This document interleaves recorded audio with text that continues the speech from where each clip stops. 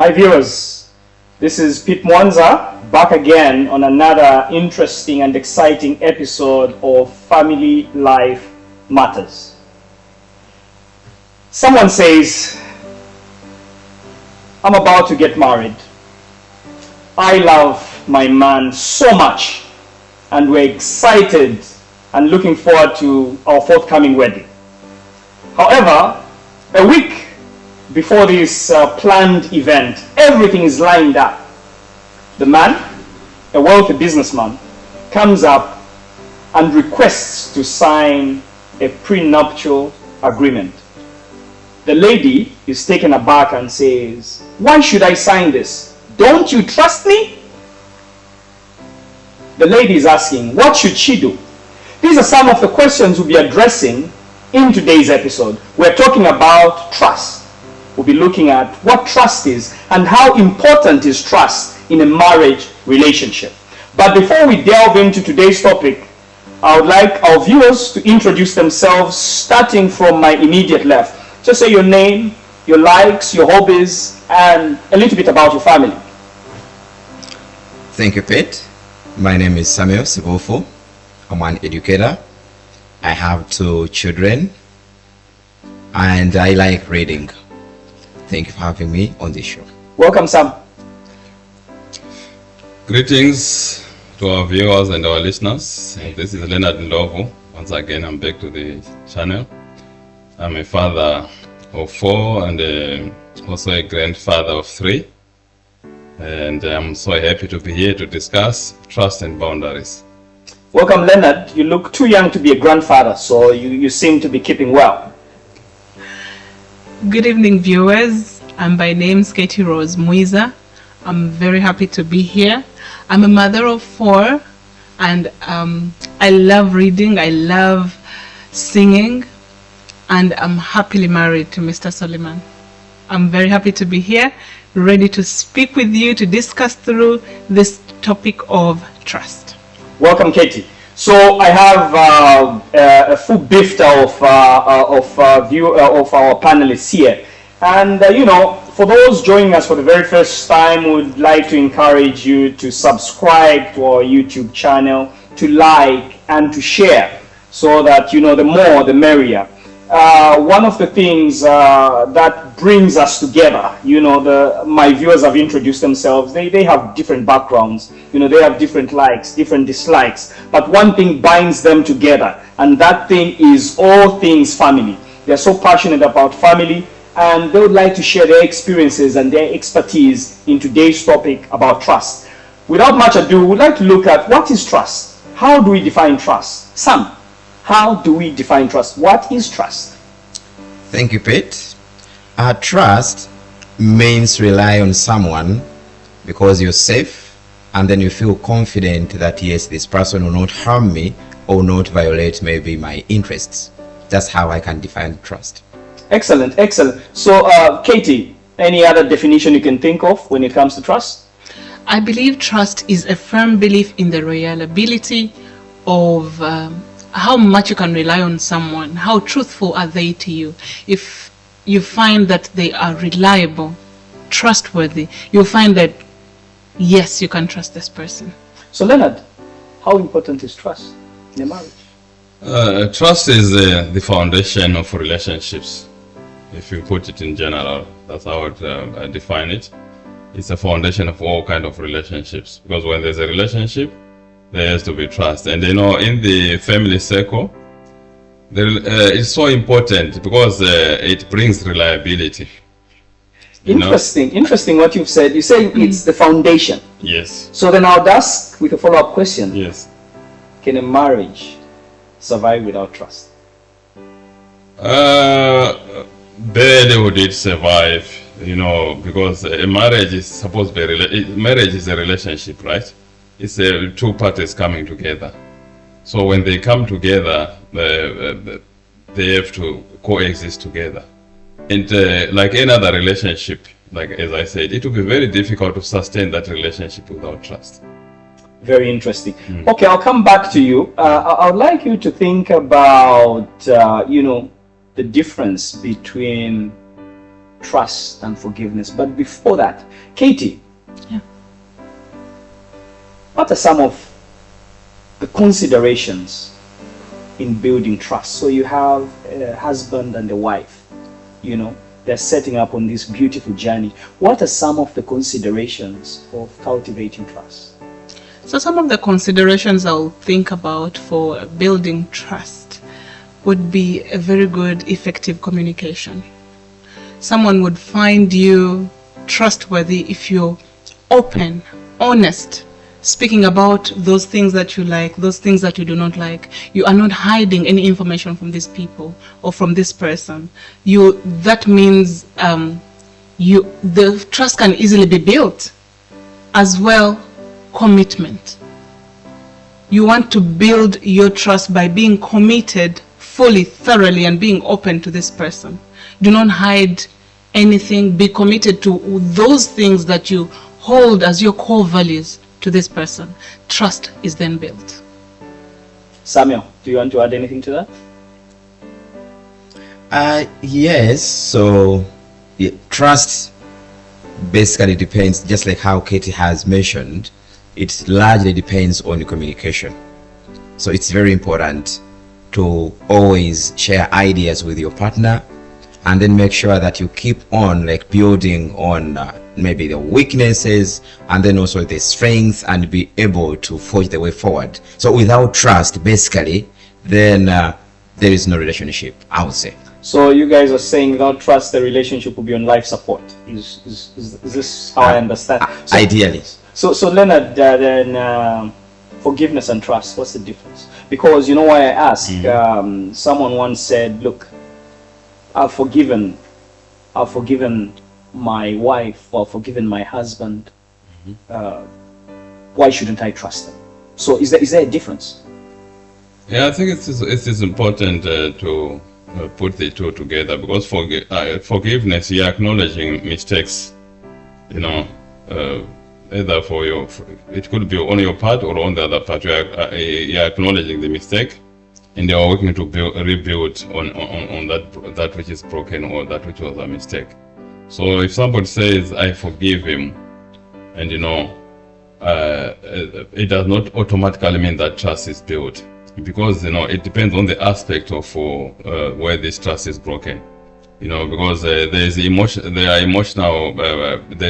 kind of trust.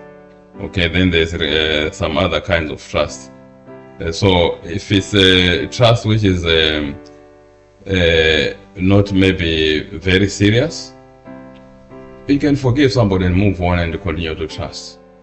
But if it's a serious breach of this trust, you know, like, you know, trust goes with boundaries, right? Somebody has really breached a big boundary, you know, and destroyed it. It means also the building of the trust might even take much longer, even if somebody has asked for forgiveness.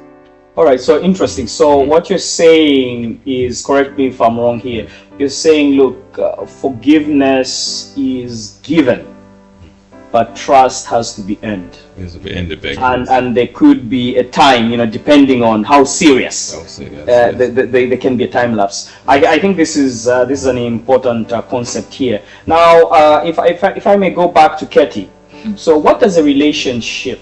Leonard talked about boundaries. Okay. Yeah. Leonard, I would like to come back to you after a while to talk about, you know, different types of boundaries, because you know, you mentioned this big word. Yeah. I mean, I don't understand what these boundaries are. So I'd like you to explain what are the different types. But Katie, what does a relationship without these boundaries look like? Sure.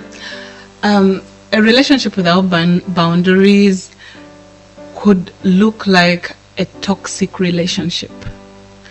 I mean, if someone sets up boundaries, they are being vulnerable, telling you what they like, what they do not like, how they want you to offer them respect, understand them. If those are breached and they are not there, you might find that the person is unsatisfied in this relationship.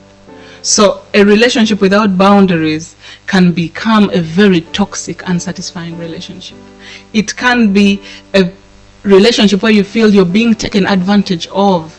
because someone is missing out to give you the chance of respect or giving you those things that you take as your core values. So relationships without boundaries are non-successful relationships most of the times. All right, before I come to Sam, so Leonard, really briefly, you know, what are the different types of boundaries? And Sam, I'll be coming to you. I would like you to talk about, you know, so how do you actually, maybe Leonard, you can kick us off, but I would like to hear your views on how we actually go about, you know, setting these boundaries. Because, you know, I think there's an art here so that they don't come off as ultimatum. Yep. Or as commands. So, but Leonard, boundaries, different types, and you know how actually do you go about? You know, as I said, you know, we're talking of the foundation of relationships here and the boundaries. So there are physical boundaries, right? For example, you know, respecting the personal space, you know, and the physical privacy. For example, you know, it is important maybe for a family, for husband and wife. Okay, this husband or either husband or wife can have relatives, and you know, we say this is our private space, this is our bedroom. But then if anyone comes who is visiting and just finds yourself in your private space, and he is my young brother, I'm responsible to let him know that this is our private space. You don't just walk into this space and you know.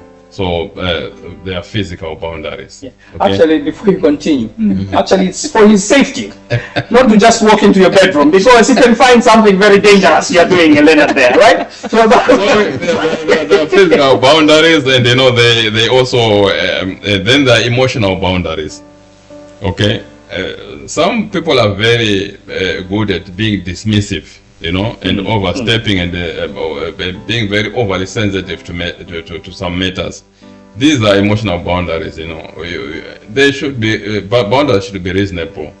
If every time, you know, you come home, you expect that the meal is ready, and maybe it's just about to be ready, then you become so irrationally and you know, emotionally abusive, and you know.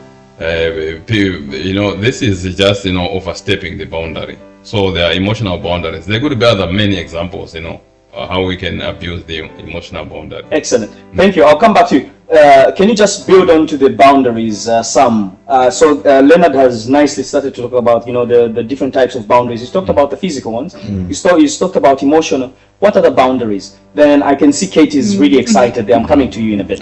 Okay, so I would also think of the financial boundaries as well.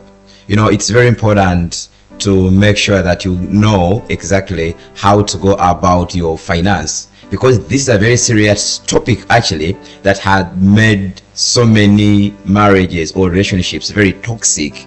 Okay, so it's important to know, maybe, yes, I'm going to be taking care of these bills, okay, and now also as the husband or as the wife, you also be looking at this area. But then how are we going to be harmonizing all that together? So I would also think of that. Financial. Yeah. And it's good, and I guess it takes us to, you know, having, maybe in the cases of both are working, you're bringing in money, you bring that together, have a budget and sort of agree, and that sort of sets the boundary. Yeah, really interesting. Yes, Katie? Yes, thank you so much, Brother Sam.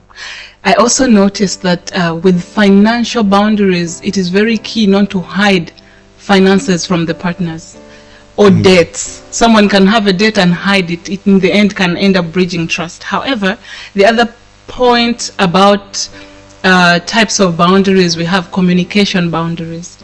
People can set boundaries over communication. For example, someone can have zero tolerance for shouting and name calling. So if you have set those up, it is very key. Your relationship can really spring out nicely because someone knows what your likes are. They do not want to be shouted at. It is good that you respect that. Also, families and in-laws. It is very important, like our brother Leonard has mentioned about, you know, having your private space respected. We also have to see that in our marriages, in our relationships, we know which information that has to get out to our in-laws, to our friends, to our family members. We should not have everything disclosed to them. You need to know how much of this information in your marriage goes out to them. And as well, when do the in-laws visit? When do we visit them? You might find a party that does not want, today my uncle is visiting, tomorrow my auntie, the other day my, like there's no privacy at all in your house. So you set boundaries. You're like, okay, these are the times that would be most appropriate to welcome our visitors, our friends. Interesting. Yeah. Interesting. Leonard, you wanted to... Yeah, just wanted there's another important type of boundary, the time boundary. The time is very important. If you go to work, there's time for you to wake up and go to work. There's time for you to come back home as a father. And you must be consistent. And then there should be a reason for you to one day come late and breach the boundary of the time when you're supposed to be home. There should be a very good reason. We do this, since we're talking about family, this happens also with our children. We don't let our children just go out of the room and come out of the room at any time. So we set boundaries in terms of time. Sure. We know that on this day there's a certain activity which we do, whether it's worship, whether it's a ritual, or whatever it is. The people have got different things which they respect. If we have to leave home as a family, everyone should be ready. So if consistently you are the part which is delaying everyone, then you are breaching the time bound. Interesting. So I think what I'm getting from you guys is trust and boundaries are sort of interlinked, right? So really important. Now, Leonard, I want you to talk about something, but Sam, I want you to think about, so if there's a breach of these boundaries, should there be consequences? But before that, Leonard, can you talk to us about what are the signs of a lack of trust in a marriage? What are signs? How can you tell that there is lack of trust in this marriage? What are some of the signs? When there's lack of trust, mostly you can see by people they don't always tell the truth. They are not honest. When somebody starts being dishonest, it's a sign that things are not okay. Reliable, they are not reliable anymore, even in crucial moments. And some people just lose confidence in themselves. There is a kind of lack of security. In a marriage, we should all feel secure. But when people are feeling so insecure, constant arguments, for example, in a family, constant arguments is a sign that bridges, boundaries have been broken somehow, or there's no more trust. Withdrawal or avoidance, the children, you're supposed to go and pay school fees at school. You promise your child you're going to pay school fees on time. Then you don't go and pay the school fees. And when the child is asked you over, and he gets to a point where he does not have confidence with you, so he just avoids you because asking you again will not help. So feeling unsupported and misunderstood is some of the signs. And when somebody is overstepping the limits repeatedly, it's a sign that there's no more trust or boundaries. Interesting. Just there, Leonard. Yes. So Sam, should there be? So Leonard has talked about some of the signs, that there's no trust or there's a breach of these boundaries. Right. So should there be consequences? Yes. So actually, boundaries are very important in a relationship.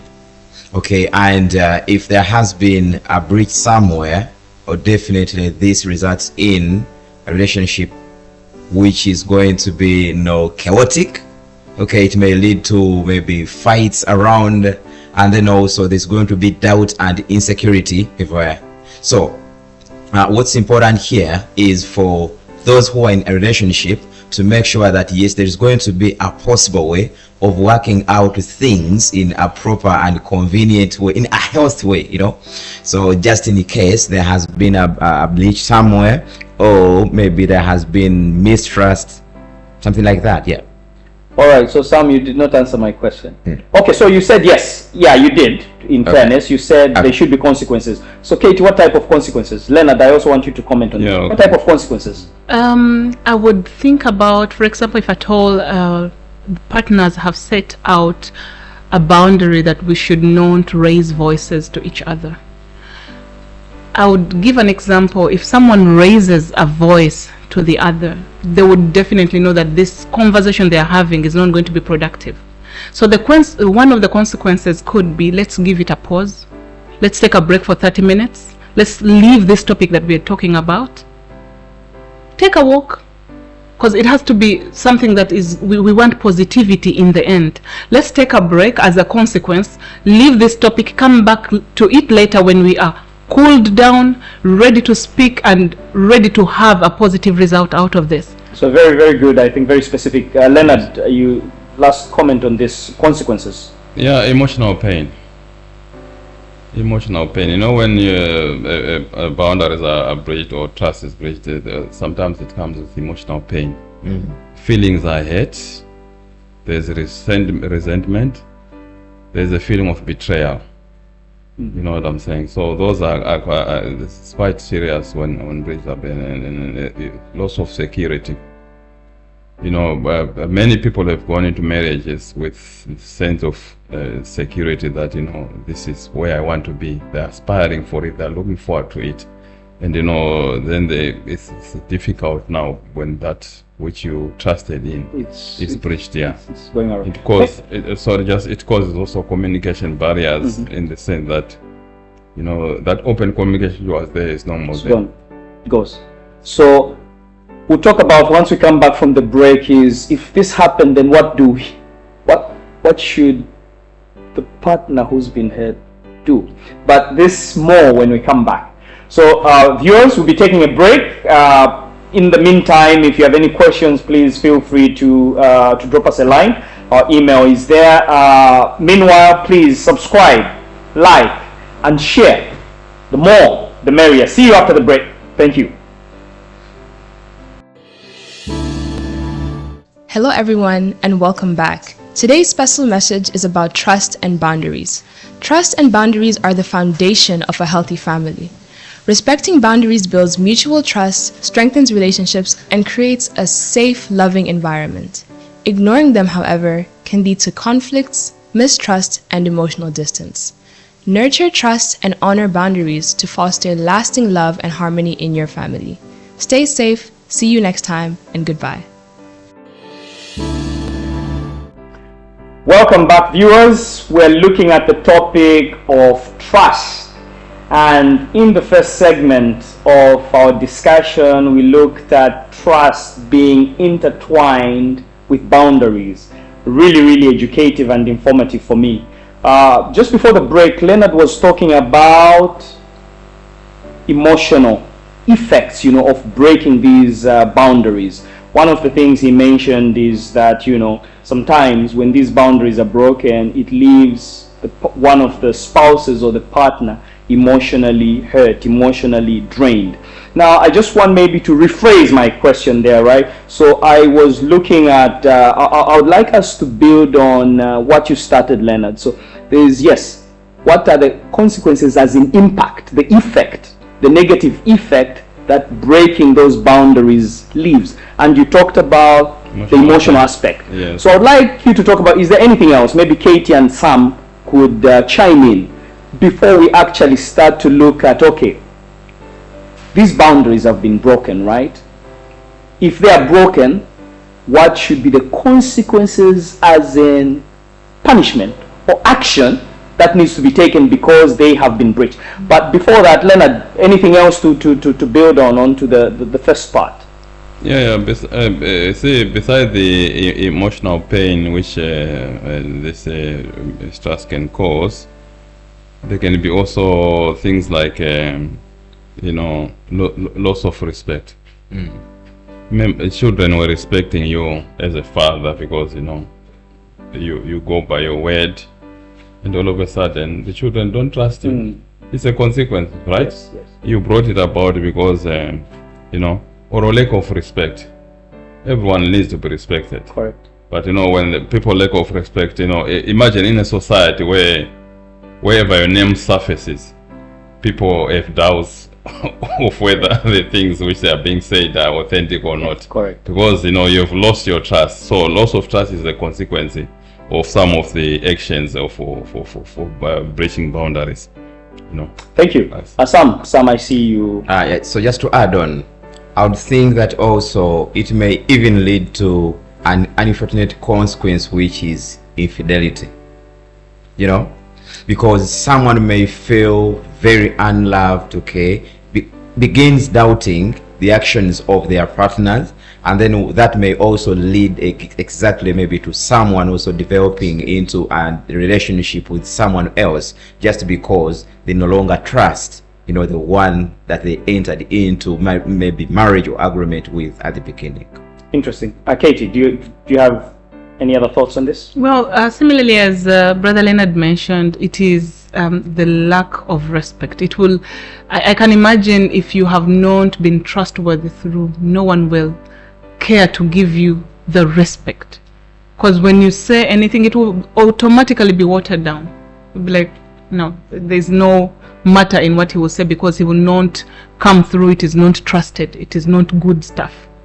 All right. Thank you very much. And I know there is more, but obviously we're limited with time here. I have a few questions that have come in that we've received via email from some of our viewers that I would like us to address. But before we address those questions, Katie, you talked about, I would like now to talk about, we've looked at some of the effects, of course, not all the effects of breaking these boundaries. Now, the boundaries have been broken, right? Mm-hmm. You gave a really good example of a scenario where there's a boundary that says, thou shalt not shout, thou shalt not raise the voice, and a voice is raised. Mm-hmm. And you said, one of the things that one can do is, the conversation is over. Let's part ways, cool down before we can resume. I think that's one of the suggestions you get. Leonard, anything else that you can think of in that aspect, and maybe Sam, you can chime in on that as well.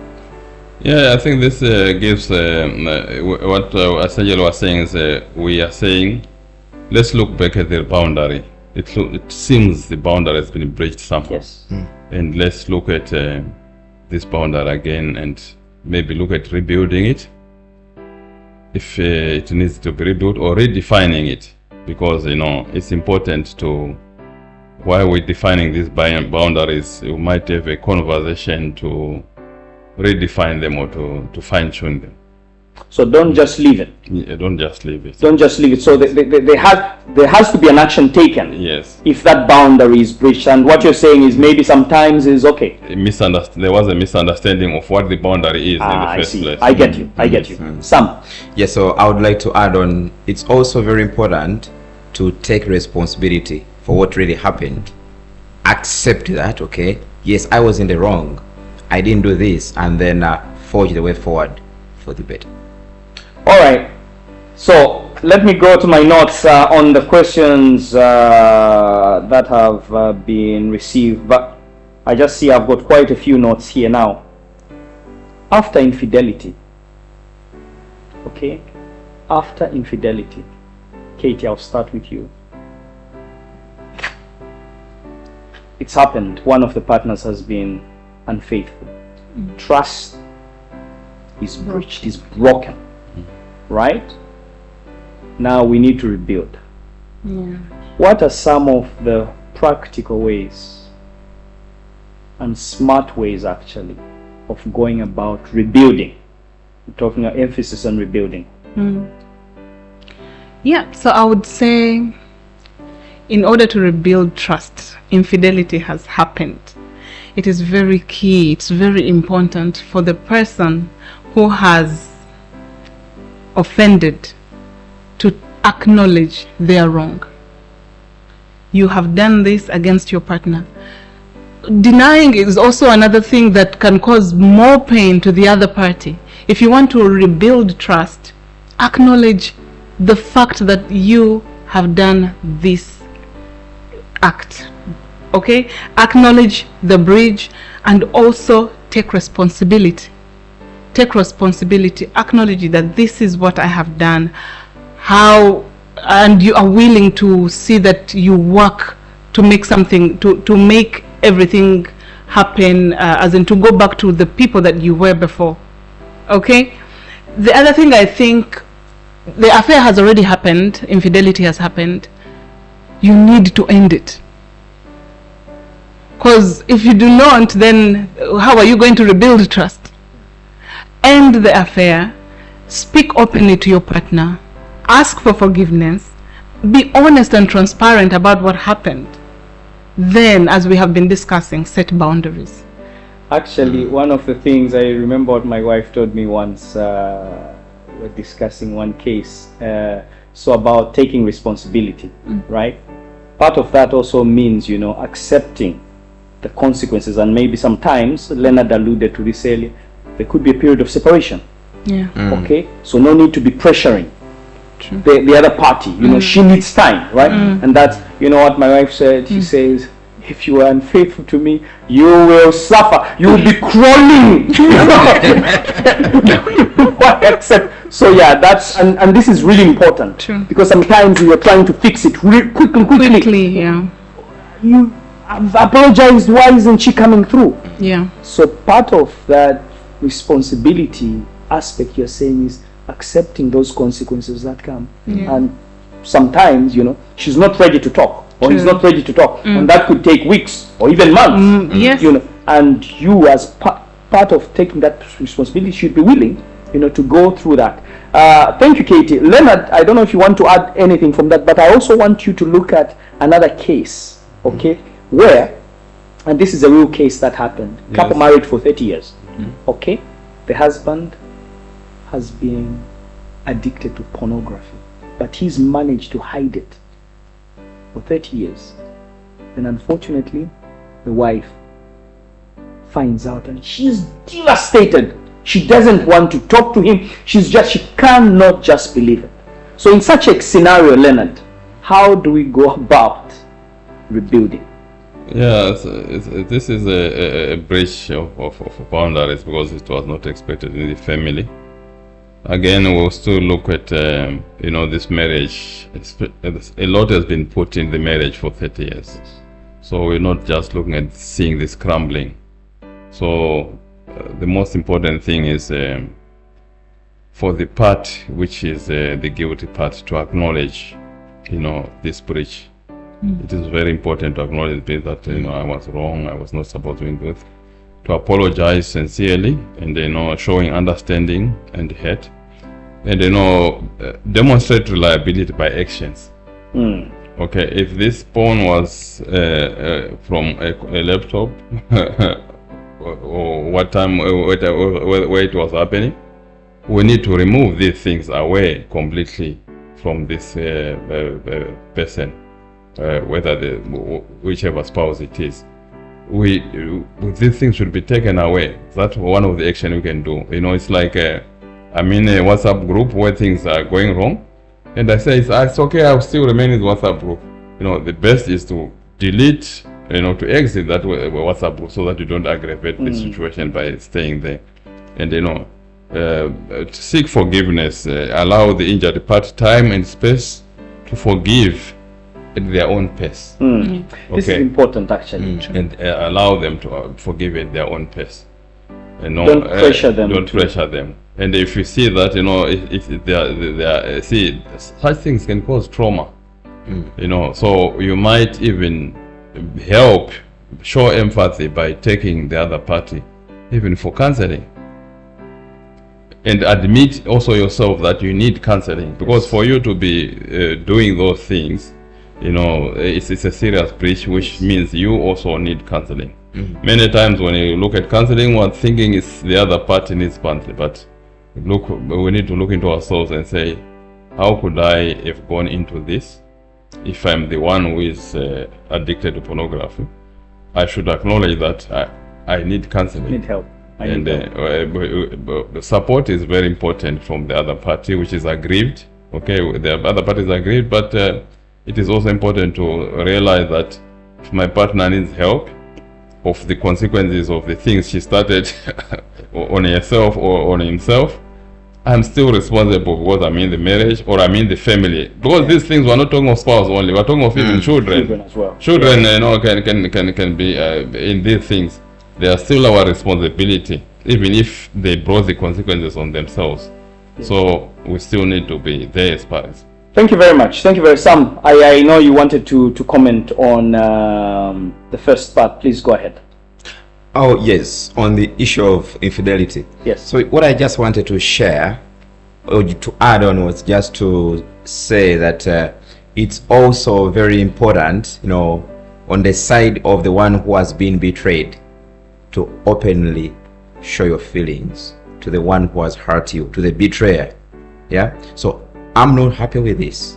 You hurt my feelings, and then from there you know exactly how you're going to be fixing that. So he or she should be knowing how you're feeling, because that may also be used maybe just as something that is minor, and then they may also be doing it the second time. So it's very important to use that also as a starting point. The feelings that you're holding should be also the foundation for the road to recovery.